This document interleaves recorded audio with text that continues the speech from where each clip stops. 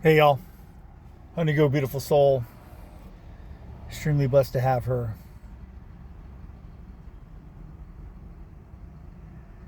Unconditional love. I just met up with somebody and just sold some more stuff that I was selling, related to refrigeration. And people go like, that if they go buy it at the store, it costs more money, right? And I go, well, yeah, I realize that. I mean, I could try to sell it for more, but I want to get rid of it. And basically, people know that they have that in their corner where they know that people are selling stuff, so of course they're going to try to get the least amount for it. And but I'm like, I just got to get rid of stuff because you need money and stuff and whatever. But you know I think like it kind of sucks because if you have a really good moral compass, and I have honesty and integrity, and I never sacrifice that for anyone or anything. And honey girls, beautiful soul, dogs are beautiful souls. Why does that go against you? It's so ridiculous. I'm just, and some people just, things are easier for them, and it's whatever. I mean, the thing is, I always stood up. I didn't let people walk on me, walk all over me, and it goes against you. But it puts me in a position where when you burn a lot of bridges because people have wronged you.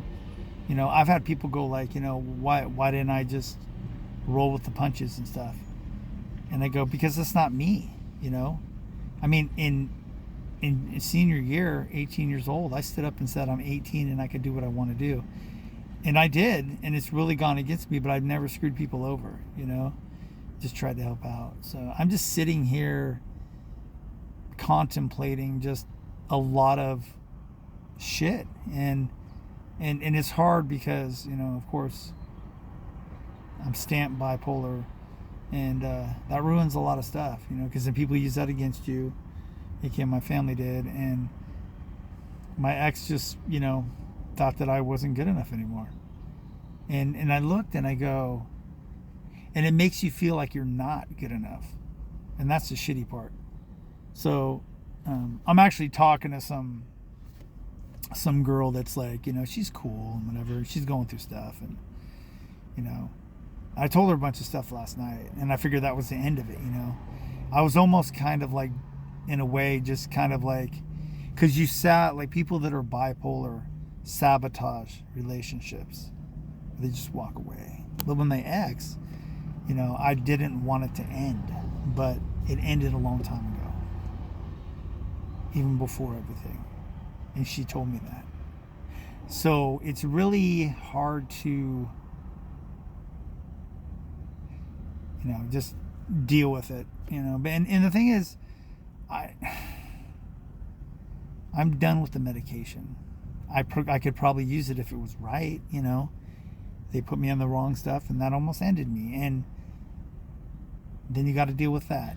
And so I'm just thankful to have Honey Girl, and I want that to last forever. And I want it to be forever.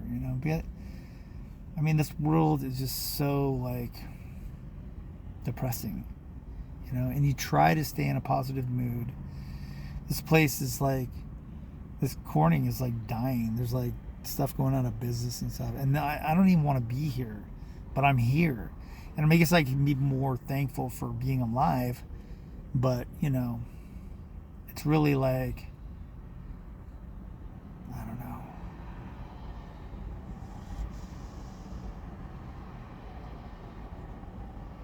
And think in my head, I go, I don't want to have something mentally happen worse like it did before. And that's why I got to put myself in check, and I have to kind of like, just kind of go like, the stuff I got to do, and I would already have that stuff taken care of, but things have changed. So I think most people know what I'm talking about.